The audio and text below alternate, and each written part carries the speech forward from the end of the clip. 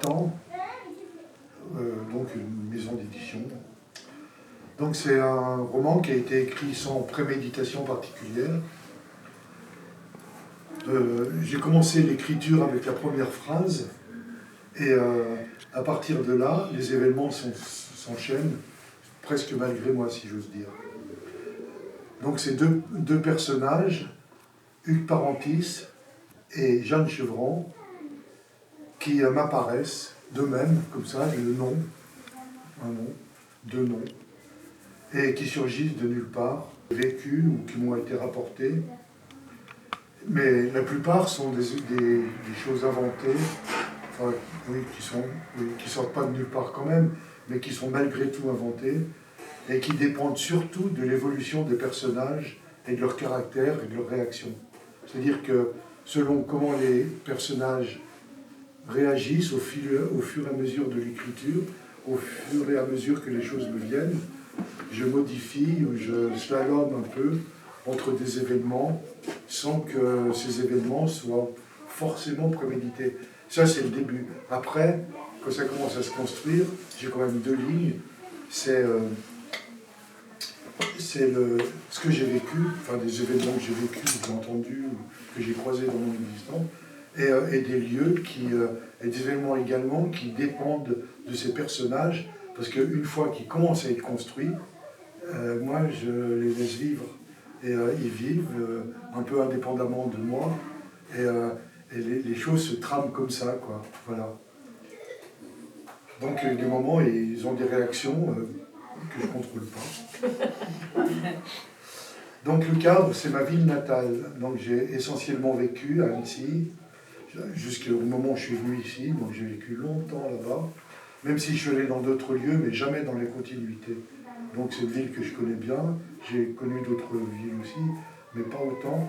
Et du coup, c'est une ville sur laquelle j'ai toujours voulu écrire, mais sans faire d'autobiographie. Donc ça a toujours été compliqué, parce que je voulais écrire à propos de cette ville, ou sur cette ville, ou autour de cette ville, mais sans que moi-même je sois spécialement impliqué dans les choses. Même si dans le roman, évidemment, il y a des choses de mon vécu, de mon existence qui apparaissent. Donc pourquoi je voulais écrire? Parce que c'est une ville un peu paradoxale, autour d'un lac alpin, reconnu comme l'un des plus beaux, entouré de montagnes, proche des stations de ski, et Genève est à 40 km, donc on est près de la Suisse, et cela évidemment induit fortement le mode de vie des gens qui vivent là, quoi.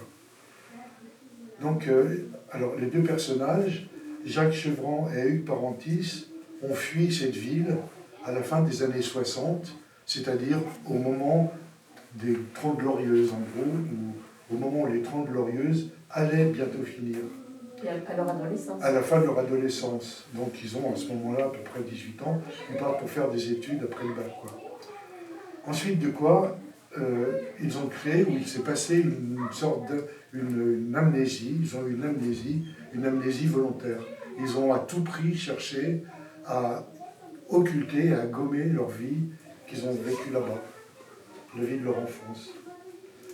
Donc ils sont venus à Paris, ils ont complètement coupé avec leur enfance, et par un pur hasard, ils se rencontrent, alors ils sont pris par les tourbillons de leurs souvenirs, sans vouloir en entendre parler. Donc ils essayent de combattre le fait que les souvenirs les saisissent, et malgré eux, ils sont comme happés par ce tourbillon. C'est-à-dire qu'en fait, ils veulent ne pas se souvenir, mais les choses leur arrivent, parce qu'ils arrivent à la quarantaine, ils ont 40, 42 ans, et quelque part, leur enfance, leur passé, les rattrape presque malgré eux. Alors, ce qui va se passer, c'est qu'en analysant leur comportement, leur réaction, on va pouvoir reconstituer par bribes ce qu'ils sont, ce qu'ils ont été en tout cas, ce qu'ils ont vécu. Et la grande interrogation, c'est pourquoi ont-ils fui cette ville? Eux-mêmes ne le savent plus très bien. Et pourquoi ils ont cherché autant à occulter? Donc ça va être une espèce de quête de sens, de quête pourquoi on a fait ça, quoi. Pourquoi, qu'est-ce qui s'est passé pour qu'on fasse ça? Alors, il va y avoir évidemment des éléments géographiques dans le roman, plusieurs endroits, plusieurs lieux, dont enfin, c'est même pas le principal, mais celui autour duquel les choses s'axent, ça va être Annecy. Et puis des éléments biographiques, bien sûr, vus peu à peu, ceux qui se dévoilent peu à peu, avec une sorte de miroir déformant, comme on a dans les souvenirs, peut-être même d'ailleurs des faux souvenirs qui se dessinent. Et là, nous, on part dans le roman, on part avec eux dans cette quête. Voilà. On ne sait pas trop ce qu'ils cherchent, ni eux-mêmes, eux encore moins que nous d'ailleurs. Alors, à ça viennent s'ajouter un panel d'autres personnages, tous les personnages qui fréquentent la villa Les Roseaux. C'est autour de cette villa que les interrogations surtout se posent. Il y a la ville, mais aussi cette villa qui cristallise un peu, qui est une sorte de microcosme de la ville en fait. Alors une galaxie de personnages en filigrane, et ces personnages reflètent la toile de fond d'une époque, témoignent de ces années d'après-guerre, remplies de troubles, la colonisation, les déracinements, les trafics de l'occupation, des identités falsifiées, troubles ou indécises, et le maquis, hein, le maquis, celui des Glières, qui est tout proche, maquis des Glières, là où M. Sarkozy se rend, et c'est, où c'est rendu en tout cas. Et donc, eux n'ont pas connu la guerre, mais par contre, il y a toutes les répercussions de cette époque de guerre qui vient presque les hanter, si j'ose dire, donc les personnages, donc tous les personnages de la Villa Les Roseaux qui ont connu la guerre, mais les deux, là, Hugues Parentis et Jeanne Chevron, ne l'ayant pas connu, ils n'arrivent pas bien à comprendre ces gens, pourquoi ils vivent comme ça.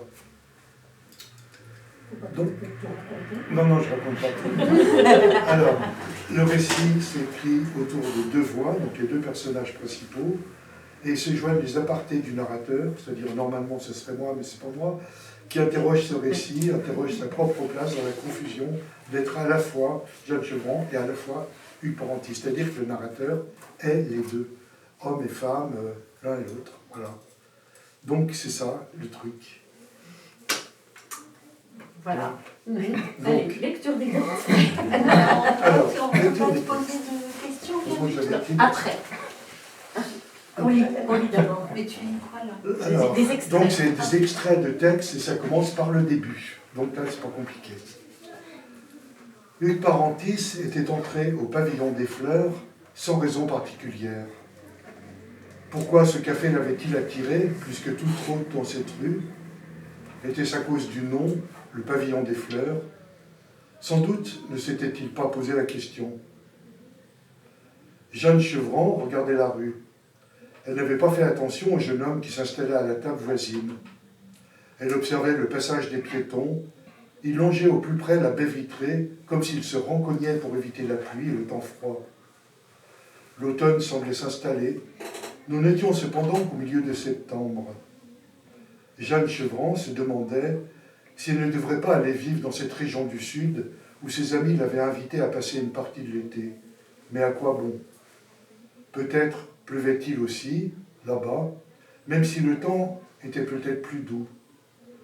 Il faudrait cependant y réfléchir, ce sera un bon moyen de recommencer.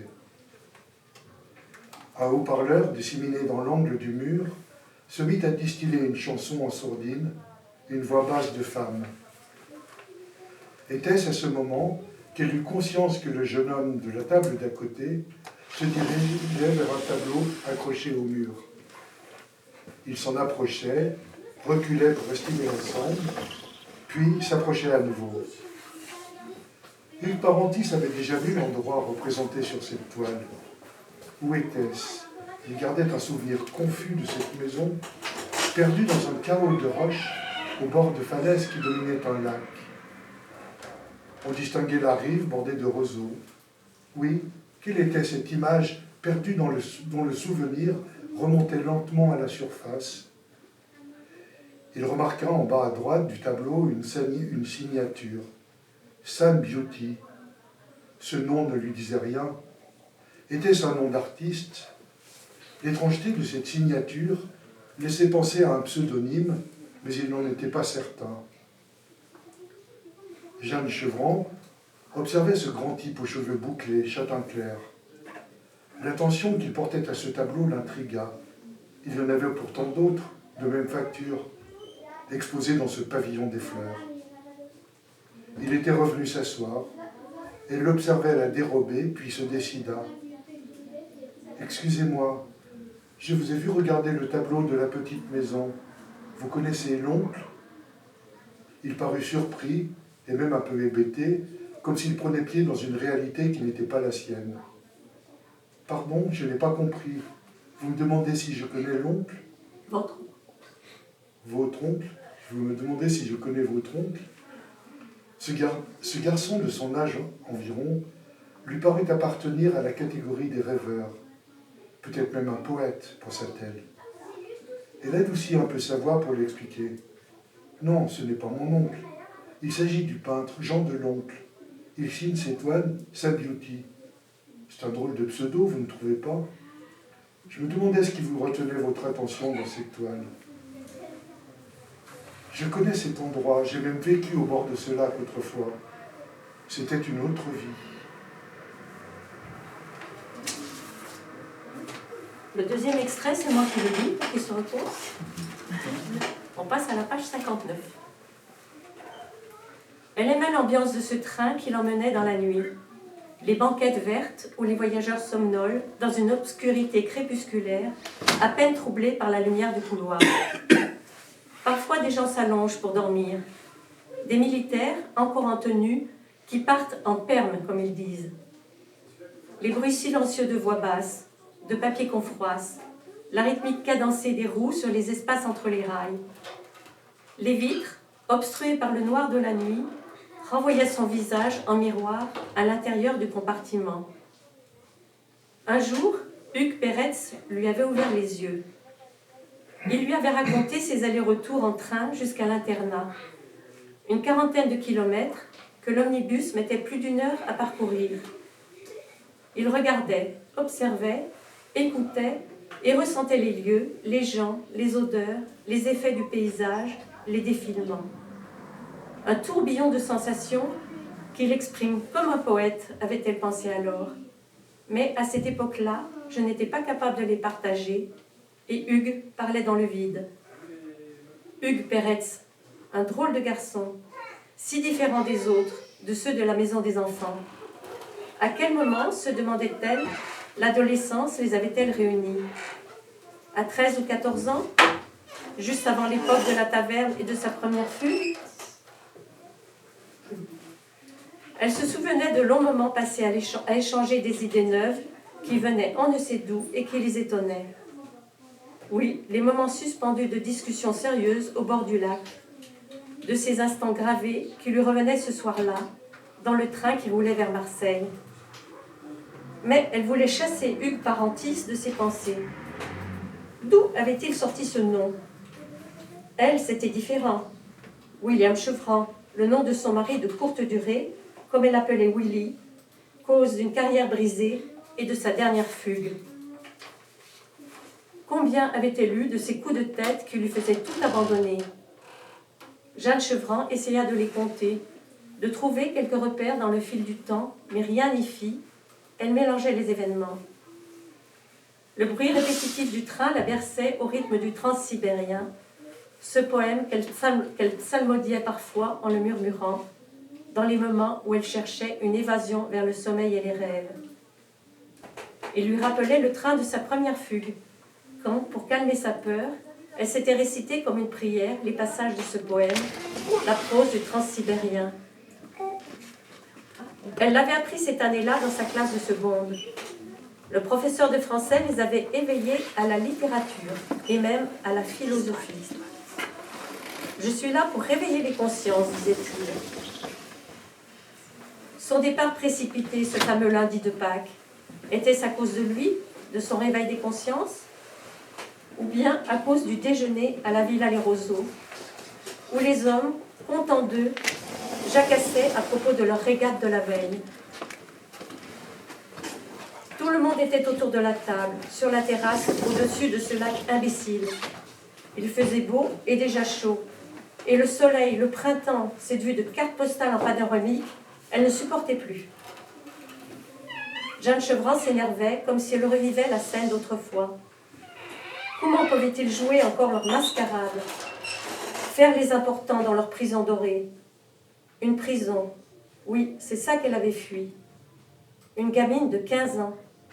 Aujourd'hui, elle se demandait comment elle avait osé.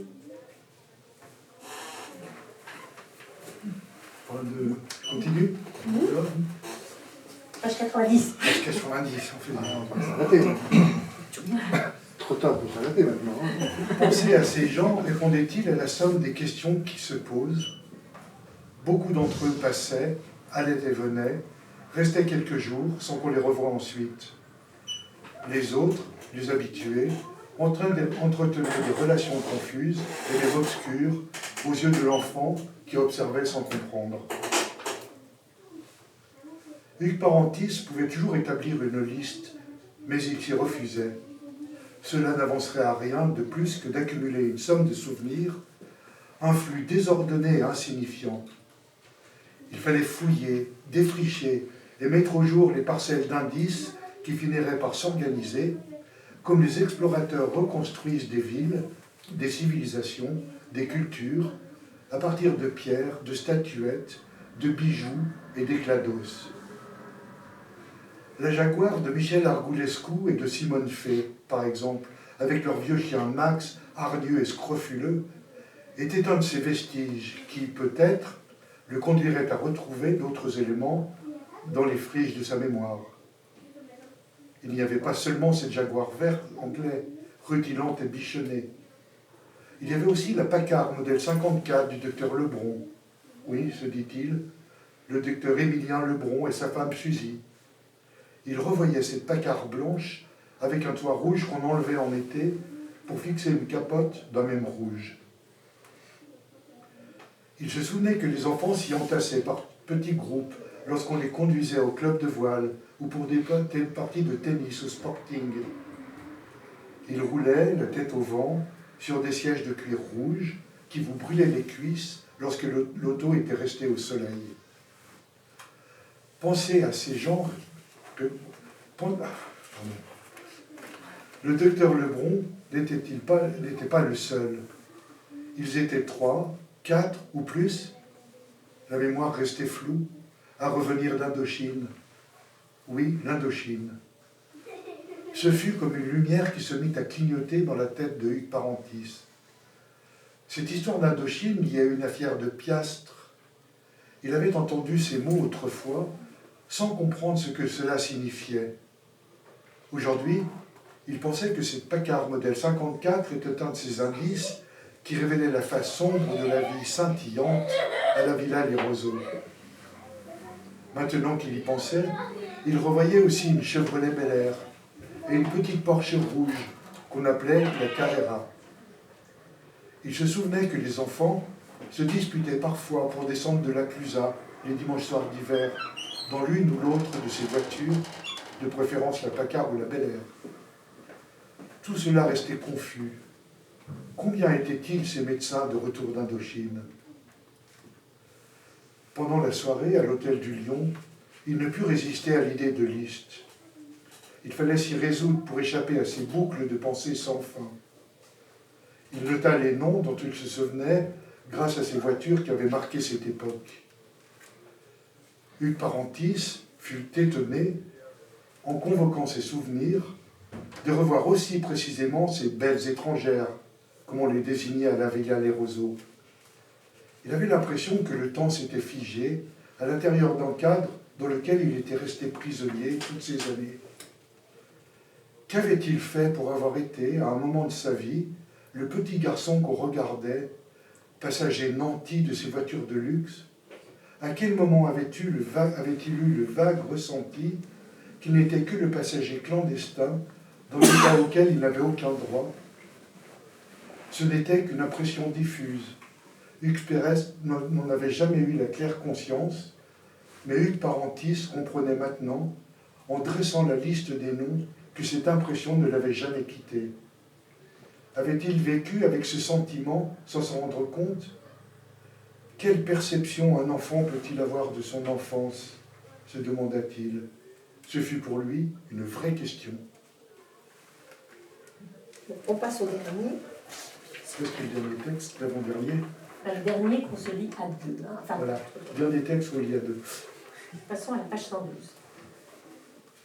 Les adultes de la Villa Les Roseaux avaient tiré un rideau sur ce passé tout proche. Le désir d'aller de l'avant, de s'extraire de situations incertaines, dangereuses, angoissantes. Marcher vers la lumière et, comme Orphée sortant des enfers, ne jeter derrière eux qu'un bref et définitif regard. Laisser parfois leur âme, leur valeur dans les recoins les plus sombres, pour jouir enfin, à n'importe quel prix, de la promesse des jours heureux. Oui, suivre la voie claire et rigoureuse de la raison, se disait Jeanne Chevran, et par ce principe, observer sans jugement ces femmes et ces hommes qui menaient grande vie dans l'insouciance d'un bonheur retrouvé. Depuis son adolescence, elle n'avait cessé de les juger, ces adultes, jeunes encore en ce temps-là. Maintenant, elle s'en voulait. Elle avait été idiote. Qui avait été son père, Georges Pastre? Qu'avaient vécu Jacques Berman et son épouse, Sarah Van Zyne? Les Peretz, Michel Arboulescu et les autres, Daniel Felbeck, Max Lebron. Des noms lui revenaient, leur visage, une collection de portraits défilait devant ses yeux. Des étrangers, ceux-là venus de là-bas, des juifs et des juives au nom falsifié, des hommes et des femmes dissimulés, qui avaient rejoint la résistance, pris le maquis pour combattre, mais aussi pour se cacher et survivre. Comment le savait-elle?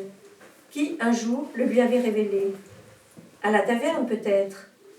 De cela, elle ne se souvenait plus, perdue dans l'amnésie du temps passé.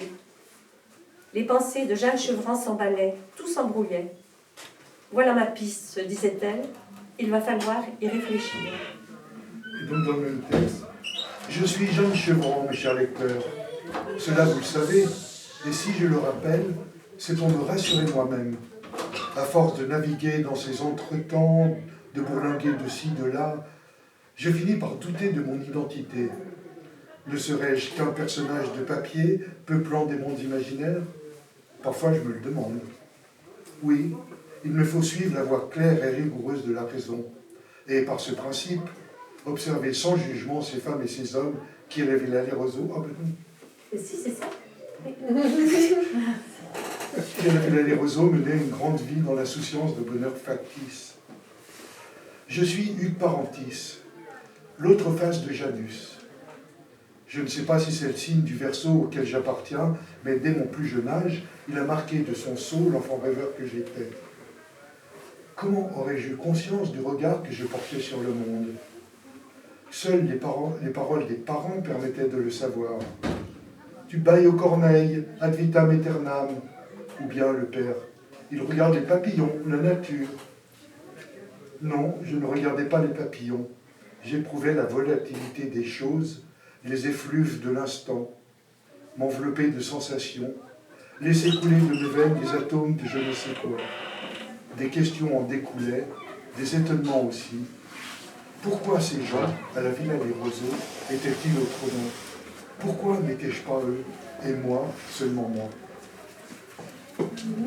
Merci. Merci. Écoute.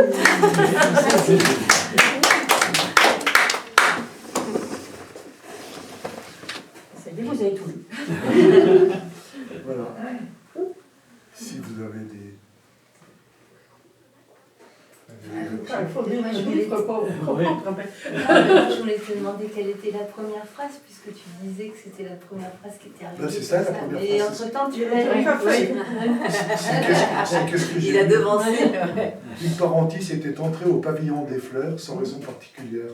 Pourquoi ce café l'avait-il attiré plus que tout autre dans cette rue? C'est à Paris que ça se passe. Hein. Oui, bah, Ouais. alors du coup, quand même, ça donne tout de suite, enfin, ça a tout de suite un côté cinématographique.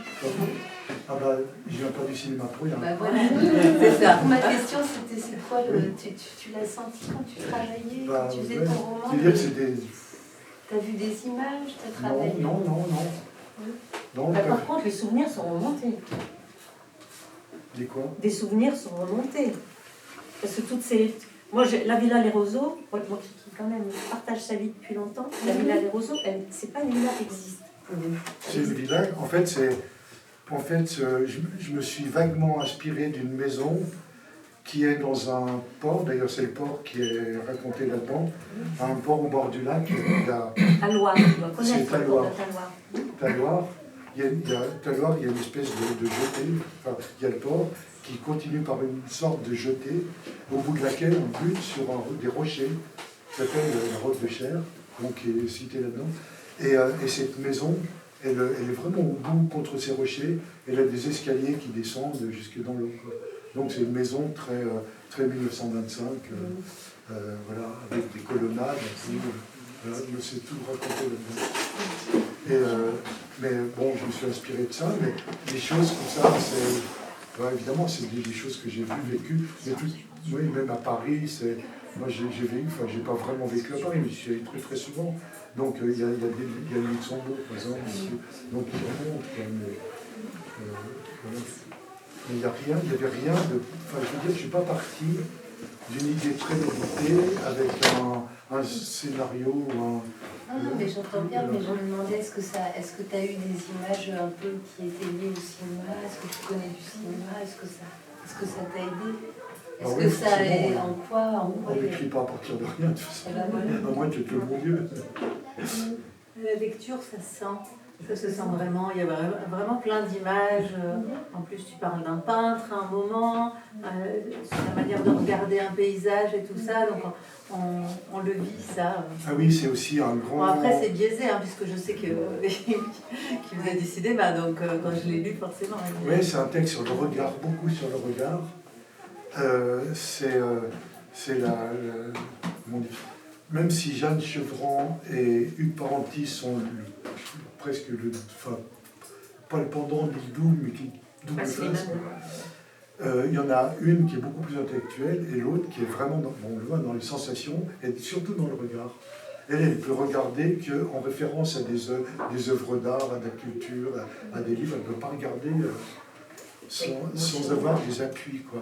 Des appuis culturels. Alors que lui, il est dans l'évanescence du regard. Ce qui lui permet d'ailleurs d'avoir beaucoup plus d'appui. Parce que je vois s'ils étaient ensemble, amoureux, Luc et puis Jeanne, c'est ça? Jeanne Chevran et Hugues Parentis. Hugues Parentis. Et il y a deux noms, parce que il est passé de Hugues Peretz à Hugues Parentis. Donc il y a une espèce de mystère. Il y a une espèce de mystère sur les noms. Il y a des amoureux là, je sais pas. Non, ils ont vécu ensemble dans cette villa Les Roseaux. Ils ont vécu ensemble, avec tout un groupe d'enfants, il y avait des enfants, plein d'enfants. J'ai entendu. Voilà, il y avait plein d'enfants qui passaient les étés et les vacances dans cette villa Les Roseaux, parce que les parents, eux, ils vivaient leur vie, quoi, donc ils les mettaient dans ce qu'ils appellent la maison des enfants, et les parents, ils vivaient leur grande vie, leur truc, et les gamins, ils s'étaient livrés à eux-mêmes, bien contents de vivre ensemble, quoi. Voilà. Donc, il y avait...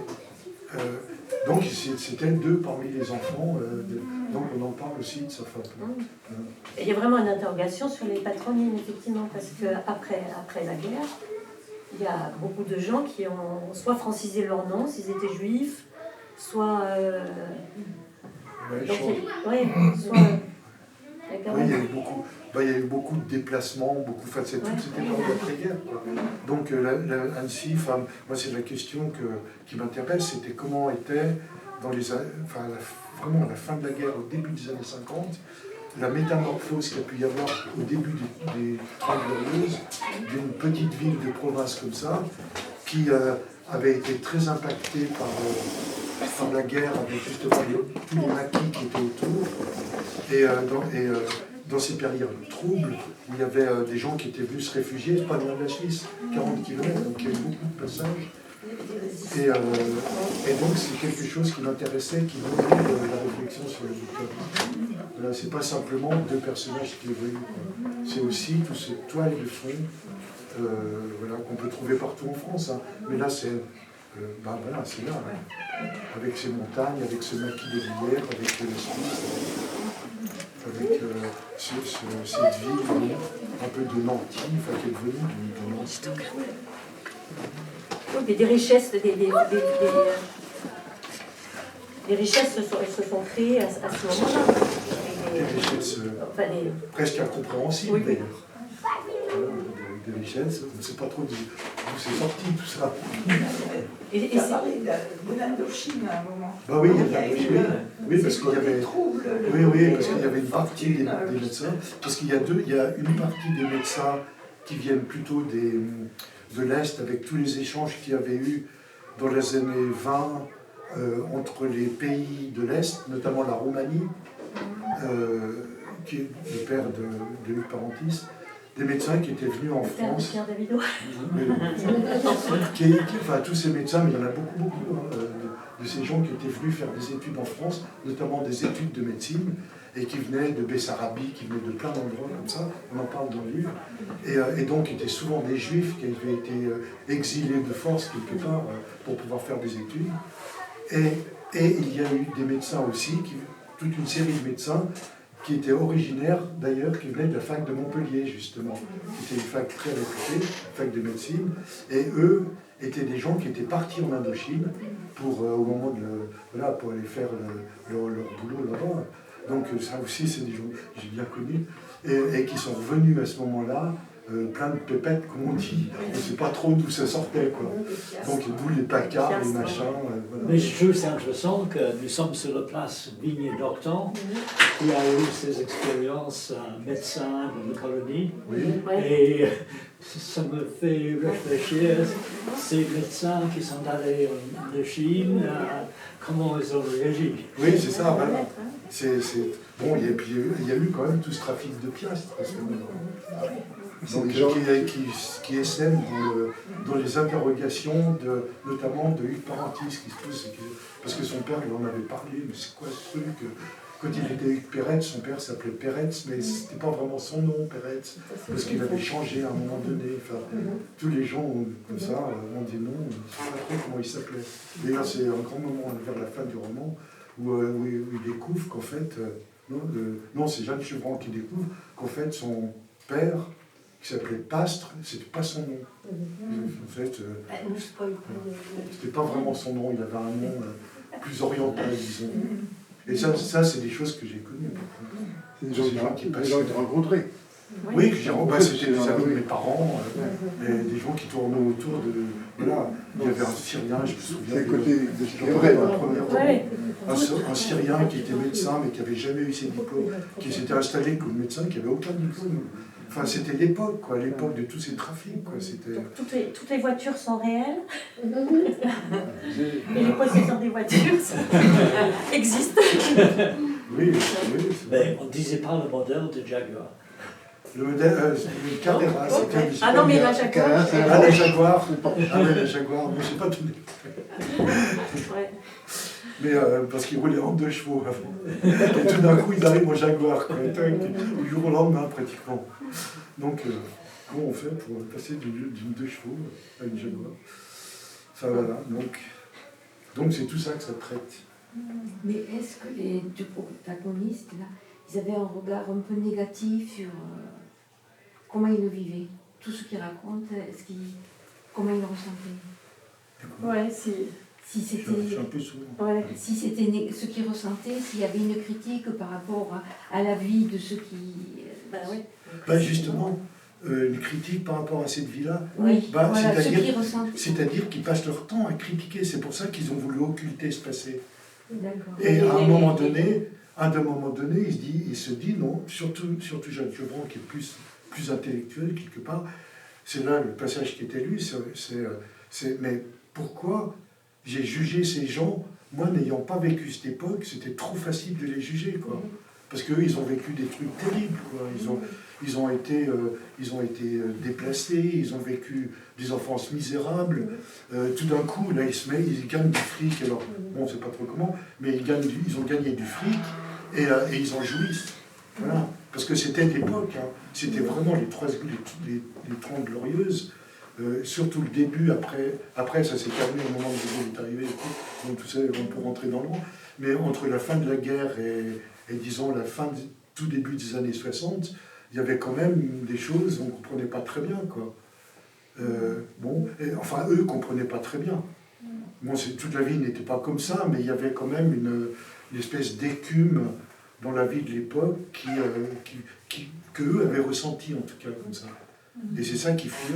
C'est pour ça qu'ils ne comprennent rien, en fait, de leur enfance.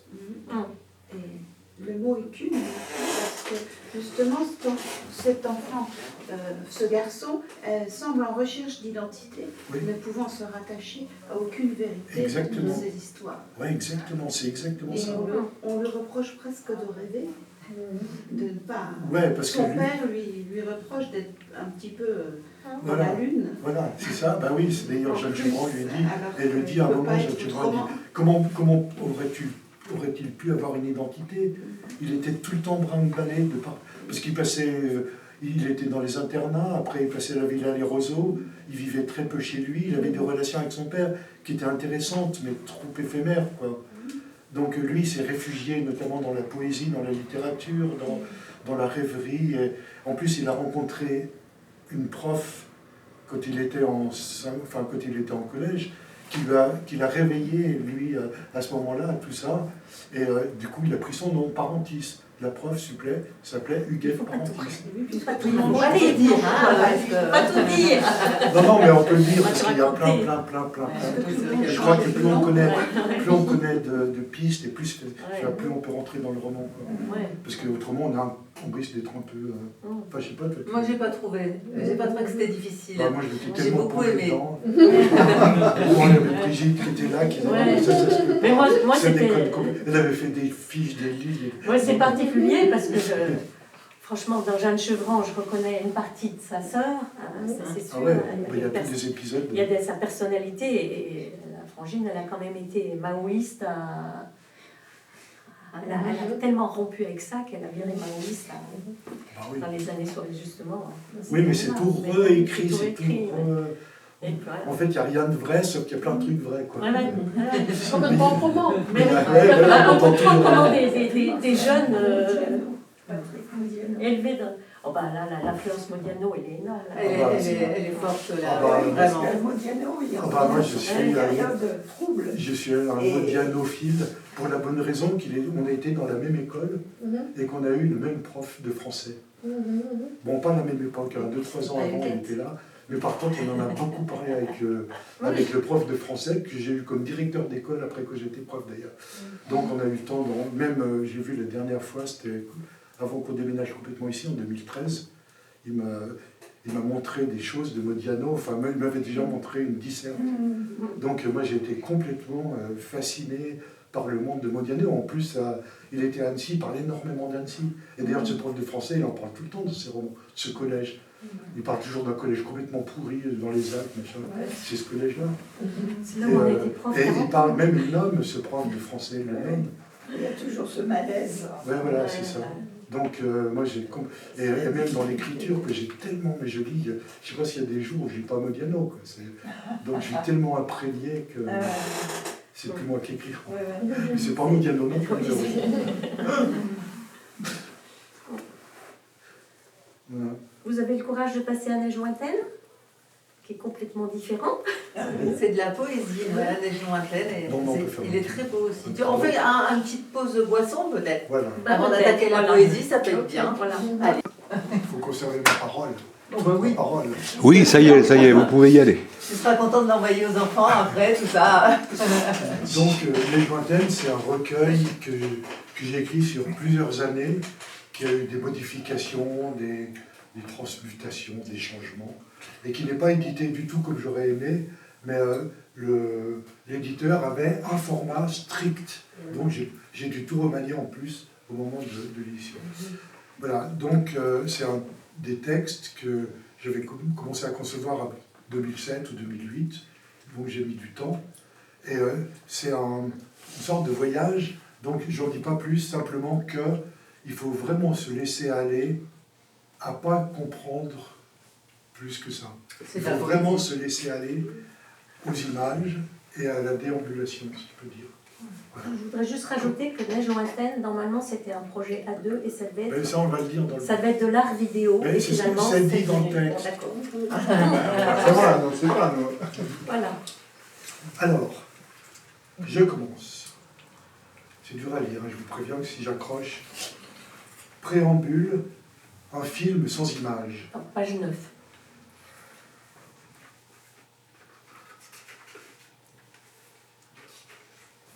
En premier lieu, c'est un projet d'image, un film dont la poésie se mêlerait à la douceur d'une voix.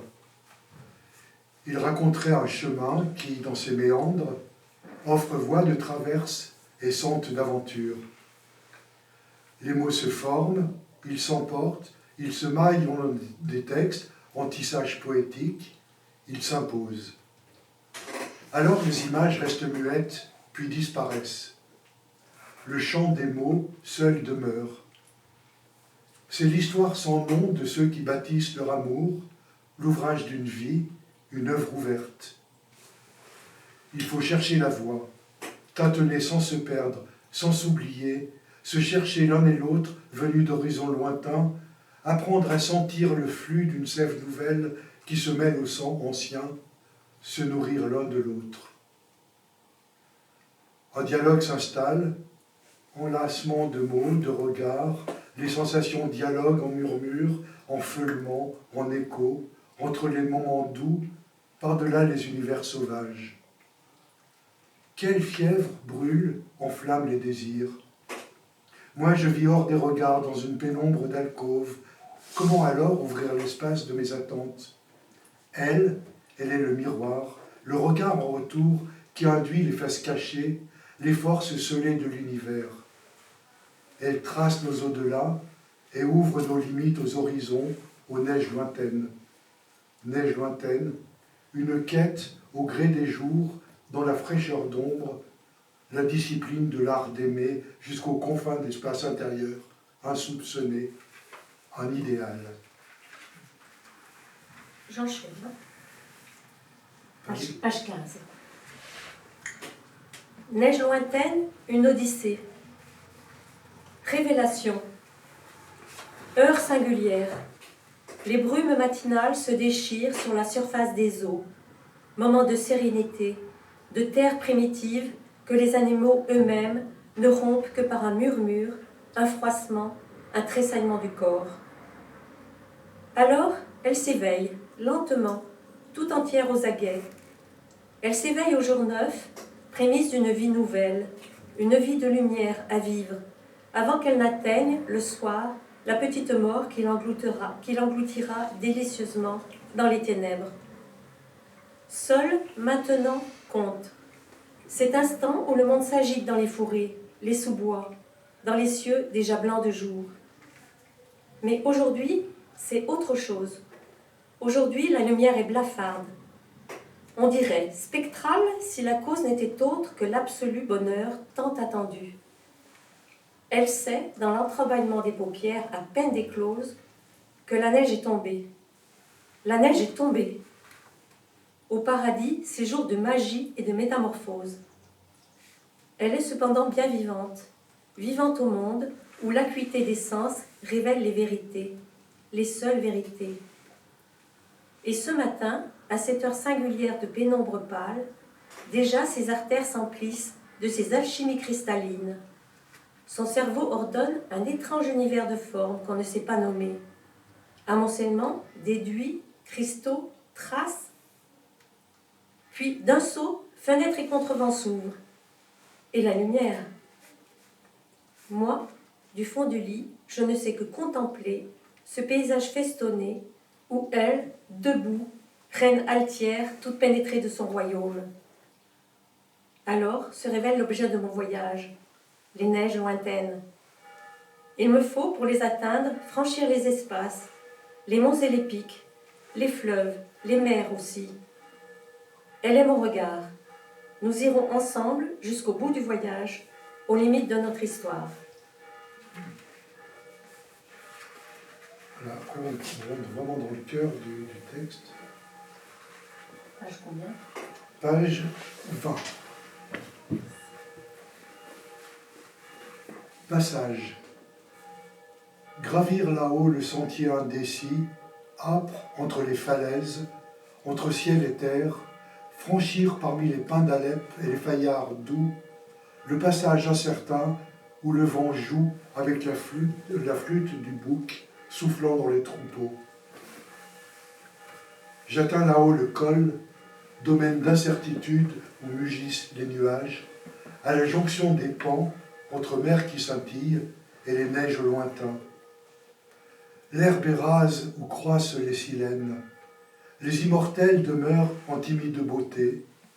L'air vif vole vers les deux horizons, dans le claquement des rocs et le cri des grands freux. J'entends les fouets d'écume qui frappent les rochers. Je ne sais que saisir que tu m'appelles vers moi. Là-bas, la mer réduite à la brisure des vagues, agitée sans cesse par la colère des dieux, les rives bord à bord s'en renvoient les échos. Quand Ulysse partit, savait-il l'Odyssée? Seul le chemin passe, et la mer en montagne se limite au tournant. Toi seul, vers les rêves, guide mon voyage. Je repose sur la couche de granit et saisis ton image au sonnaille des astres. L'ours brille comme un éclat du cœur. Au matin, dans la laine des brumes, vers les neiges lointaines, ta voix m'éveille. Viens, mon aimé, Vénus a fait son œuvre. La solitude du jour m'écrase de bonheur.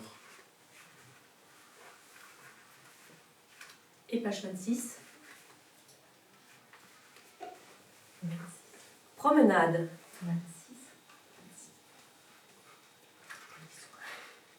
Page 26. Page 26. Promenade. Une histoire. Une histoire, non. Il n'y a pas d'histoire. Il n'y a que des mots. Oui, des mots, des volutes, des ébrures minuscules de son sourd, des picotements de soie sur l'air bleu de neige, cette page vierge. L'empreinte de mes pas scrute vers le haut, là-haut où flottent les âmes grises des morts. Les pauvres morts pleurent, et les mots blancs s'entassent, tapis de 1000 douleurs. Moi, je regarde les nuées grises, les tourbillons des nuages. Ils roulent, ils emportent les rêves, les désirs et les vouloirs inassouvis. Il n'y a pas d'histoire. Des mots, seulement des mots, que je ne sais pas lire. Ils jonchent pourtant le sol, là, sous mes pas, et me font peur. Je ne suis pas devin, non, pas devin. Sinon, je saurais lire les mots et les histoires, les singulières histoires qui s'écrivent sous mes pas, au creux de mes empreintes. Elles seules savent, en regardant le ciel, lire le tourbillon des nuages, des nuées grises, l'âme des morts. Ne pas brouiller leur vision claire. Seules les bêtes brouillent mes empreintes. Les mots des morts se diffractent, puis expirent, comme les étoiles qui s'exténuent dans le matin. Les mots des bêtes n'ont pas de traces, pas d'empreintes. Les mots des bêtes, dans l'écho des nuages, murmurent le songe des bêtes mortes. Je ne sais pas lire, je ne sais pas entendre leur voix dans le ciel d'aube lactée. Viens, te dis-je, viens écouter les ébrures minuscules, les volutes des sons qui claquent sur la soie bleue de neige. Ils disent les cris des 1000 morts et les espoirs qui s'échappent de là-haut, du paradis des mots. Voilà, pour les neiges lointaines. On va vous faire juste une lecture de... Ouais. Et ensuite, c'est la deuxième partie qui s'appelle Fugue. Ouais. Et là, Alors, Fugue, c'est... non, mais pas Fugue, c'est le... Non, c'est le triptyque, c'est à la page 65. Dans Fugue, il y a 3 poèmes, un très long, un petit peu long, qui est en 3 parties, qui s'appelle triptyque, puis un dernier. Là, on va lire triptyque en 2 voix, et le premier, c'est triptyque Cantilène du berger. Oui, je voulais juste dire que c'est quand même... pour moi, c'est référence à une rencontre qu'on a fait quand on est arrivé ici, avec un berger, enfin avec un vieux monsieur qui habite au Octon d'ailleurs, qui a la petite moustache blanche, qui était au bord du lac, qui nous racontait sa vie d'enfant berger, quand avec l'ombre des arbres, il s'endormait au pied de l'arbre, au pied de l'ombre. Voilà, bon, il y avait toute une poétique dans son récit de son enfance de berger qui nous a fait au bord du lac alors qu'il ne nous connaissait pas. C'était... Bon, oui, il y avait ça, puis le fait que nous, c'était un peu au début où on était là, on découvrait, enfin on commençait à connaître un peu la région, à sentir. Du coup, moi, ça m'a transporté depuis mes Alpes vers les collines d'ici. Donc, ça m'a inspiré ce triptyque. Donc on quitte les neiges. Hein. Qui s'appelle le Cantilène du Berger. Donc, Cantilène du Berger. Le poème s'appelle donc, le premier s'appelle Populus Nigra. Sur la colline là-haut, tout là-haut, un arbre, un peu plié peut-être, une oriflamme de verdure ou d'or, que jamais la population n'appelle Populus Nigra. Peuplier noir, c'est son nom. Il l'appelle l'arbre. Sous le soleil, ils lisent l'heure, une aiguille du temps, une vertigineuse aiguille du temps. Là-bas, sur les branches sèches, s'accumulent des feuilles, en quantité, des feuilles mortes, accrochées aux basses branches séchées. Souvent, dans les bourrasques, elles s'échappent, les feuilles mortes. Elles volent, voltigent, tourbillonnent dans les grands vents. On les voit depuis toujours, depuis le souvenir des hommes, se libérer, s'échapper des branches mortes. L'homme regarde, il contemple longtemps et s'interroge. Estive. Il se souvient, l'homme, dans un recoin des autrefois, des grandes chaleurs d'estive. Sur le plateau là-haut, sur la colline au bord, chaque jour, il se souvient. Au pied de l'arbre, il revient contempler les chemins de croix nocturnes, les monts envahis encore de terreurs glacées. Nuit d'agnelage, ciel d'images constellé de brumes lactées, solitude enfantine aux âges primitifs. Les marrons s'étouffent aux cendres pétillantes et chuintent les feux de sarments glanés. Le chant des bergers.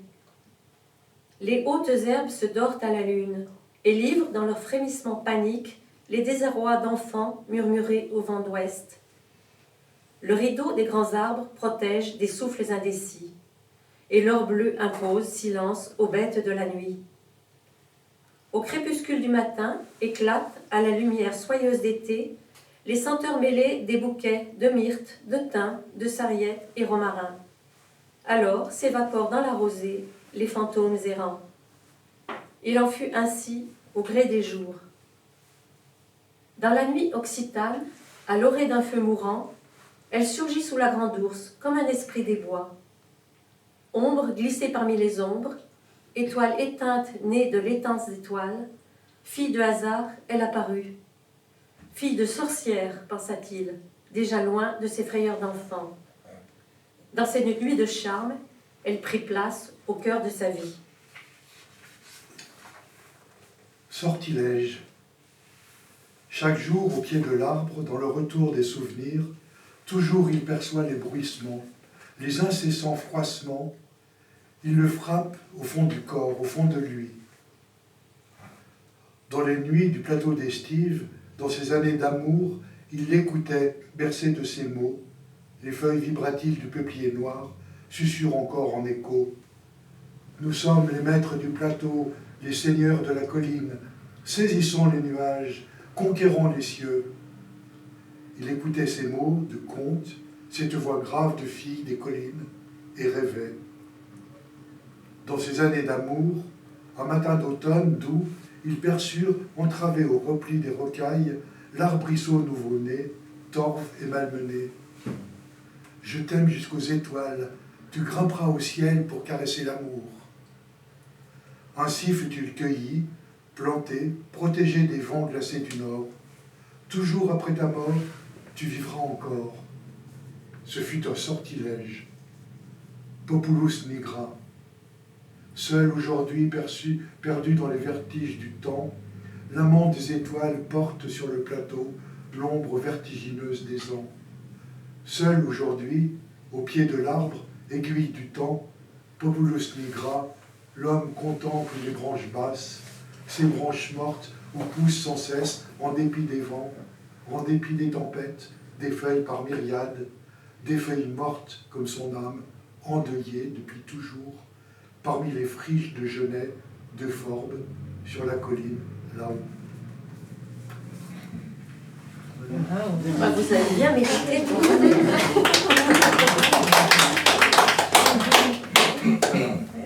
Donc il il y a d'autres à lire. C'est chouette, hein? C'est pas la même écriture, hein. Non. C'est pas la même moi, On a remarqué. Hein. Ah, c'est pas... C'est sûr, t'as remarqué. Plus j'ai pas la même écriture, mais évidemment, évidemment, on a remarqué. Hein. Ah. Ouais. Ouais, mais ça, c'est quoi? C'est quoi ça vient, ça? Ça vient pas toujours, pas souvent.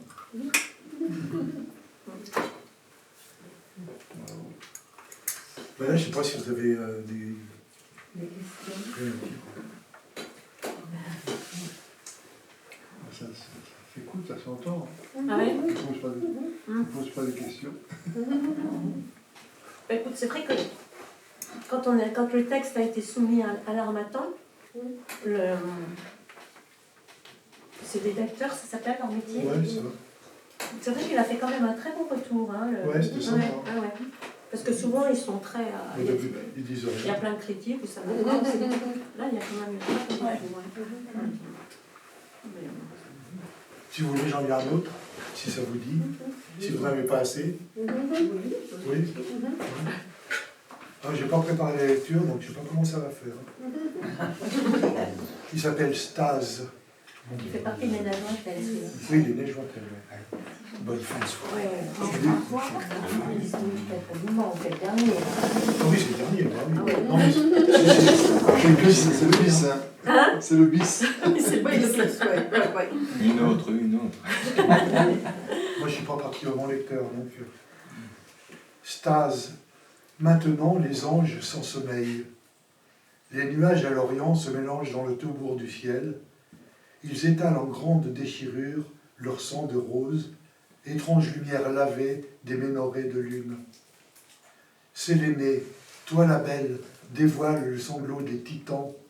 Sorcière païenne de vapeur envoûtée, tu pries le souffle des nuits chrysalides et voles aux anges leurs sève glacée.